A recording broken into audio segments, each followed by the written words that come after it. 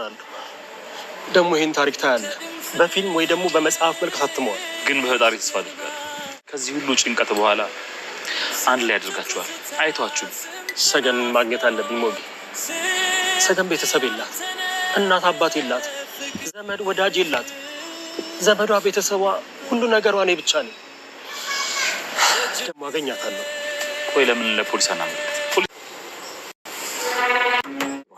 ወደ እኔ እንዳትልኳት፣ ወደ ሰማይ ላኳት። አዎ ምን አልክ አንተ ደደብ? አክሊሉ ልግደላት ወይ ነው ያልከው? አይ ክንፍ ስራላትና ወደ ሰማይ ላካት። ከዛ ሌላ ሰው ደግሞ አለ። ስማኝ አንተ መጀመሪያ የእሷን ጉዳይ ጨርስና ቀጣዩ ሰው ማን እንደሆነ እነግርሃለሁ። አገኛት? የት አለች? አንተ ጋር ነች? አንተ ደላላ የምፈልገው መልስ ካልሰጠኝ በአንተ ነው የሚጀምረው።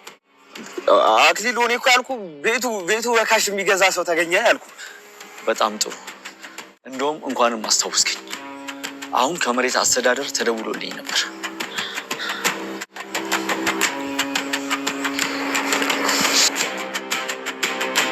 ይዞታው ያንተ አይደለም ማለት ምን ማለት ነው? ቤቱ ያንተ አይደለም እያልከኝ ነው? ምንድን ነው የምትለው? ቤቱ የኔ ነው፣ ይዞታው የኔ ነው። ምንድን ነው እያወራ ያለው?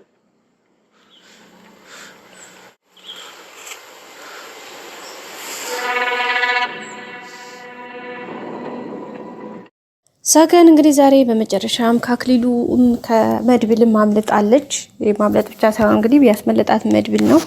አምልጣ ኦልሬዲ እንግዲህ በውጭ ላይ ያለችው ውጭም ላይ ስትሄድ እንግዲህ ምግብ መብላት በጣም ስላመራት ርቧት ስለነበረ እንግዲህ ስለራባት ምግብ ቤት ነበር የገባችው። ቀጥታ ምግብ ቤት ውስጥ ደግሞ ገብታ ያገኘችውን ምግብ ካዘች በኋላ ምግብ በላች፣ ጠጣች ምናምንና ከዛ በኋላ 400 ብር ምግብ ክፈይ ስትባል ከየት ታምጣው እና በጣም በተጨነቀችው ደነገጠች ምናምን። ግን ምንም ማድረግ ስለማትችል ስላልቻለች ያው ማድረግ ያለባት ምንድን ነበር በሰዓቱ ለማምለጥ ሙከራ አድርጋ ነበረ። በቃ ማለት ያዘዝኩት ምግብ አልመጣልኝም ማለት እንዳልተጠቀመችና ምግቡ እንዳልመጣላት በማስመሰል ነበረ አክት ስታደርግ የነበረችውና በቃ ለምንድን ነው ያዘዝኩት ምግብ የማይመጣልኝ ለምንድን ነው ምናምን በማለት ነበር ድምጿን ለባለቤቱ ስታሰማ የነበረው። ባለቤቱም ከመጣ በኋላ እንግዲህ ምንድን ነው ያዘሽው ሲላት እንደዚህ ምግብ ነበር ግን እስካሁን አልመጣልኝም፣ ስለዚህ እስካሁን ስላልመጣልኝ ደግሞ በቃ እሺ አሁን ይምጣልሽ ሲላት አይ በቃኝ እንደውም እስካሁን ጠብቄያለሁ እስካሁን ስላልመጣ ካሁን በኋላ እንደውም አልፈልግም በቃ አታምጡት ምናምን አይነት ብላ አክት አድርጋ ልትወጣ ስትል ሰውየው ነቅቶባታልና አጅሌባ ደግሞ ካስፈለገ ምናልባት መከፍለ የለኝም ብለሽ መናገር እንጂ በዚህ መልኩ ለማምለጥ ሰው ለመሸወድ የምትሞክርበት ሙከራ ምንድን ነው ምናምን ብሎ እንግዲህ በቁጣ ነው እንግዲህ ሰውዬ ተናገራት። ሰውዬም ተናግሯትም ተናላለችም በጣም ነው የተናደደባት። ሰው ምንድነው ያደረጋት እንግዲህ እቃ እንድታጥብ ነው ያዘዛት። እቃ ጠቢ ብሎ እንግዲህ ነው የሰጣት ማለት ነው። ቤተሰቦቻችን ያንን እቃ ለማጠብ እንግዲህ ታፈታፈ ያለች ነው አጠቃላይ ማለት ነው። ምክንያቱም እቃ እንትን ያለ እቃ ከአንዳንድ ይሄን እቃ ማጠብ አለብሽ ግዴታ ነው ብሏታል ማለት ነው። ቤተሰቦቻችን እንግዲህ እሷም እሺ ብላ እንግዲህ ያንን እቃ አጠባዋን ተይዛለች፣ እያጠበች ነው ማጠብ ስላለባት ግዴታ ማለት ነው። ቤተሰቦቻችን በዛ ማካኝነት እንግዲህ እቃዋን እያጠበች ነው ያለችው። ስለዚህ የሚገርመው ነገር ደግሞ እሷ ገብታ እዛ ምግብ ተመገበችበት እዛ ወንበር ላይ ተቀምጠው ሞገስና መድብል ምግብ በልተዋል። እንግዲህ ያለ መገናኘት ነገር የእህል ውሃ ጉዳይ ሲታሰብ በጣም ነው የሚገርመውና እኔ ራሱ በጣም ነው የገረመኝ ጋይስ። ምክንያቱም እነሱ አብረዋት ቆይተው ነው እንግዲህ ማለት እሷ ልክ ብድግ ብላ እቃ ቤት እቃ ጠባ ስትገባ እነሱ መጥተው ምግባቸውን ተመግበው ወጡ ማለት ነው። ከዛ በቃ እሷ በቃ በሰከንድ እንትን ውስጥ ነው የተለያዩት ማለት ነው ቤተሰቦቻችንና በጣም በሚገርም ሁኔታ ነው እንግዲህ ያንን ነገር ያደረጉት። ያው ግን ምንም ይሁን ምን እንዳጠቃላይ የነበረው ነገር ትንሽ ከባድ ነበረ። ያው እሷም ነገሮችን እንትን ለማለት ሞክራለች፣ መውጣት አልቻለችም። የሚገርመው ነገር መድብል ራሱ ምግብ መብላት አቅቶት ምናምን እዚያ ጋር ወደ ሽንት ቤት መታጠቢያ ቤት በገባበት ሰዓት ላይ እሷ ከጀርባው እቃ እያጠበች ነበረ። ያው እሷም ስለማታውቀው ስላላወቀችው እሱም ደግሞ ዞርም ብሎ አላያትም። እንጂ በቃ በጎን በጎን የተላለፉት ታውቃላችሁ። ካሁን ቀደም ተከሻው ልትነካው እጇን ከዘረጋች የሆነ ነገር ካሰበች በኋላ ስልክ እያወራ ባለበት ሰዓት ላይ በዘን ታይም ነው የተላለፉትና በቃ የህልውሃ ጉዳይ ይገርማችኋል የእውነት ማለት ነውና በጣም ነው እኔ ገረመኝ። የህልውሃ ጉዳይ በዚህ ልክ ለካ እንደዚህ ነው ወይ ነው የሚያስብላችሁና በሚያሳዝን ሁኔታ እንግዲህ በዛ ልክ ነው የተለያዩት። አሁንም እንግዲህ ምንም እየተገናኙ አይደለም። ሁኔታዎች ከባድ ናቸው። ብዙ ነገር ሞክሯል መድብል። አሁንም ዝሮ ግን ፍለጋውን ተከታትሎታል። አክሊሉን በጎን ሰዎችን አሰማርቷል። ፎቶዋን ምናምን ሳይቀር ለሰዎች ሰጥቶ እንግዲህ እያፈላለጋት ነው።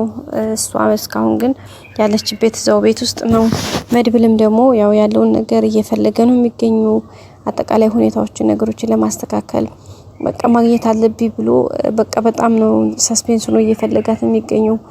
ያው በቃ በጣም ነው የሚወዳት ታውቃላችሁ። የኛ ክለርሜ ዘመኑን የተቀጣላት ጮኛው ናት፣ ፍቅረኛው ናትና አሁን ላይ ደግሞ ነገር በጣም አንገብግቦታል። ይሄን ያክል ዘመን ለካ ባላጠፋው ጥፋት ልጅቷ ሳትሞት ሞተች ብሎ ይሄን ነገር ማስተታሰሩ በህይወት መኖሯም በቃ አስገርሞታልም። እንደገና ደግሞ በቃ አሁን ላይ በቃ በሞት በግን መጀመሪያ እሷን እንደማንም ብዬ እንትን ብዬ የእሷን ግዳይ እስከዛው ድረስ ይሄድለታለሁ ግን በቃ መጀመሪያ በሲስተም በራሴ መንገድ መሄድ አለብኝ ብሎ ነው እየሞከረ ያለው።